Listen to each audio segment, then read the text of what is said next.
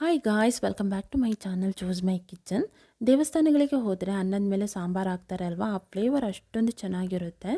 ಇನ್ನೊಂದು ಸಲ ಊಟ ಮಾಡಬೇಕು ಅಂತ ಅನಿಸುತ್ತೆ. ಸೊ ತುಂಬಾ ರುಚಿಯಾಗಿರುತ್ತೆ. ಅದೇ ರೀತಿಯ ಸಾಂಬಾರು ಮನೆಯಲ್ಲಿ ಹೇಗೆ ಮಾಡೋದು ಅಂತ ಈ ವಿಡಿಯೋದಲ್ಲಿ ನೋಡೋಣ. ನಾನಿಲ್ಲಿ ಒಂದು ಸೌತೆಕಾಯಿ ತೊಗೊಂಡಿದ್ದೀನಿ. ಇದು ಮದ್ರಾಸ್ ಸೌತೆಕಾಯಿ ಅಥವಾ ಮಂಗಳೂರು ಸೌತೆಕಾಯಿ ಅಂತಲೂ ಹೇಳ್ತಾರೆ. ಇದು ಸಿಪ್ಪೆಯನ್ನು ತೆಗೆಯದೆ ಮಧ್ಯದ ತಿರುಳು ಮಾತ್ರ ತೆಗೆದು ಈ ರೀತಿ ಕಟ್ ಮಾಡಿ ಬೇಯಿಸ್ಲಿಕ್ಕೆ ಇಡ್ತಾಯಿದ್ದೀನಿ. ಇದ್ರ ಜೊತೆ 3 ಟೇಬಲ್ ಸ್ಪೂನಷ್ಟು ಮಸೂರು ದಾಳನ್ನ ಚೆನ್ನಾಗಿ ವಾಶ್ ಮಾಡಿ ಹಾಕ್ಕೊಂಡಿದ್ದೀನಿ. 1/4 ಟೀ ಸ್ಪೂನಷ್ಟು ಅರಿಶಿನ ಹುಡಿ. ಬೇಯಲಿಕ್ಕೆ ಎಷ್ಟು ನೀರು ಬೇಕು ನೋಡಿ ಅಷ್ಟು ನೀರನ್ನು ಹಾಕ್ಕೊಳ್ಳೋಣ. ನೀವು ಮಾಮೂಲಿ ಬೇಳೆನೂ ಹಾಕ್ಕೊಳ್ಬೋದು, ಚೆನ್ನಾಗಿರುತ್ತೆ. ಒಂದು ಲಿಡ್ಡು ಕ್ಲೋಸ್ ಮಾಡಿ ಆ ರೀತಿ ಬೇಯಲಿಕ್ಕೆ ಇಡ್ತಾಯಿದ್ದೀನಿ. ನಾನು ಇಲ್ಲಿ ಕುಕ್ಕರಲ್ಲಿ ಹಾಕ್ತಾಯಿಲ್ಲ. ಕುಕ್ಕರಲ್ಲಿ ಬೇಕಂದರೆ ನೀವು ಹಾಕಿ 1 ಅಥವಾ 2 ವಿಷಲ್ ಕೊಟ್ಟರು ಸಾಕು. ಬಟ್ ನಾವು ಈ ರೀತಿ ಕುಕ್ ಮಾಡೋದ್ರಿಂದ, ಬೇಯಿಸ್ಕೊಳ್ಳೋದ್ರಿಂದ ಟೇಸ್ಟ್ ಚೆನ್ನಾಗಿರುತ್ತೆ. ಮೀನ್ವೈಲ್ ನಾವು ಮಸಾಲ ರೆಡಿ ಮಾಡ್ಕೊಳ್ಳೋಣ. ಒಂದು ಫ್ರೈಯಿಂಗ್ ಪ್ಯಾನ್ ತಗೊಂಡು 1 ಟೀ ಸ್ಪೂನಷ್ಟು ಎಣ್ಣೆ ಹಾಕ್ಕೊಂಡು, ಎಣ್ಣೆ ಬಿಸಿ ಆದಮೇಲೆ 2 ಟೀ ಸ್ಪೂನಷ್ಟು ಕಡಲೆಬೇಳೆ ಹಾಕ್ಕೊಳ್ತಾ ಇದ್ದೀನಿ. 2 ಟೀ ಸ್ಪೂನಷ್ಟು ಉದ್ದಿನಬೇಳೆ, ಅರ್ಧ ಟೀ ಸ್ಪೂನಷ್ಟು ಜೀರಿಗೆ, 2 ಟೀ ಸ್ಪೂನಷ್ಟು ಧನಿಯಾ ಅಥವಾ ಕೊತ್ತಂಬರಿ ಬೀಜ ಹಾಕ್ಕೊಳ್ತಾ ಇದ್ದೀನಿ. 3 ಬ್ಯಾಡಗಿ ಮೆಣಸು, ಸ್ವಲ್ಪ ಕರಿಬೇವಿನ ಸೊಪ್ಪು. ಇದಿಷ್ಟನ್ನು ಹಾಕ್ಕೊಂಡು ಲೋ ಅಥವಾ ಮೀಡಿಯಮ್ ಫ್ಲೇಮಲ್ಲಿ ಚೆನ್ನಾಗಿ ಫ್ರೈ ಮಾಡ್ಕೊಳ್ಬೇಕು. ಹೈ ಫ್ಲೇಮಲ್ಲಿ ಇಟ್ಟರೆ ಸೀದೋಗ್ಬಿಡುತ್ತೆ. ಇದಕ್ಕೆ ನಾನು 3 ಟೇಬಲ್ ಸ್ಪೂನಷ್ಟು ತೆಂಗಿನ ತುರಿ ಹಾಕ್ಕೊಳ್ತಾ ಇದ್ದೀನಿ.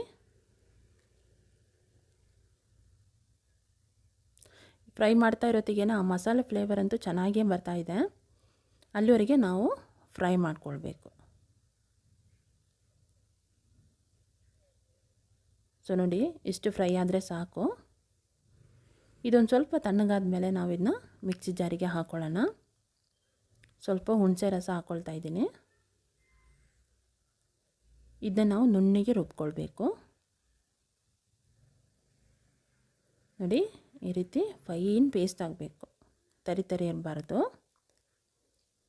ಇಲ್ಲಿ ನೋಡಿ, ಸೌತೆಕಾಯಿ ಚೆನ್ನಾಗಿ ಬೆಂದಿದೆ, ಬೇಳೆನೂ ಚೆನ್ನಾಗಿ ಬೆಂದಿದೆ. ನೋಡಿ, ಚೆನ್ನಾಗಿ ಬೆಂದಿದೆ.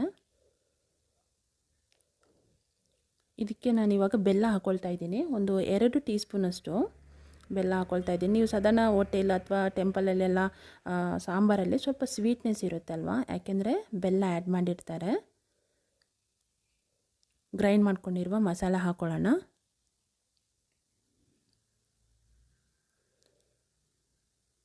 ಇದೇ ಜಾರಿಗೆ ಸ್ವಲ್ಪ ನೀರು ಹಾಕ್ಕೊಂಡು ಅದನ್ನ ಇಲ್ಲಿ ಹಾಕ್ಕೊಳ್ತಾ ಇದ್ದೀನಿ. ಎಕ್ಸ್ಟ್ರಾ ನೀರೇನು ಆ್ಯಡ್ ಮಾಡ್ತಾ ಇಲ್ಲ.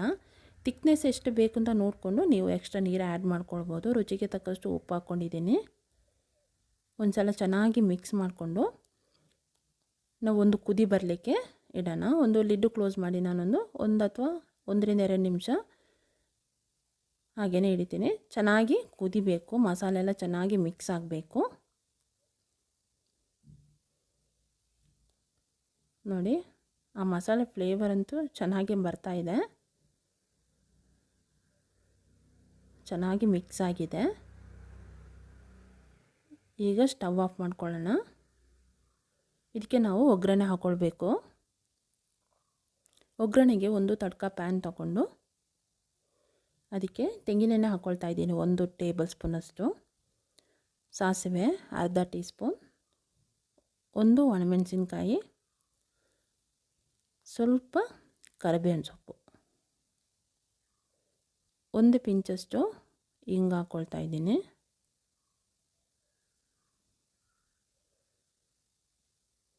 ಸೊ ಒಗ್ಗರಣೆನ ನಾವಿವಾಗ ಸಾಂಬಾರಿಗೆ ಹಾಕ್ಕೊಳ್ಳೋಣ. ಸೊ ಇದನ್ನ ನಾವು ಸಾಂಬಾರಿಗೆ ಹಾಕಿ ಆದಮೇಲೆ ಮಿಕ್ಸ್ ಮಾಡ್ಕೊಳ್ಬಾರ್ದು. ಒಂದು ಲಿಡ್ಡು ಕ್ಲೋಸ್ ಮಾಡಿ ಒಂದು 5 ಮಿನಿಟ್ಸ್ ಹಾಗೇ ಇಡಬೇಕು.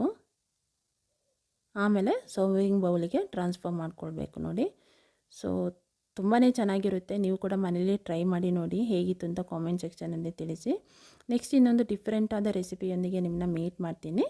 ಟಿಲ್ ದೆನ್ ಟೇಕ್ ಕೇರ್, ಬಾಯ್ ಬಾಯ್.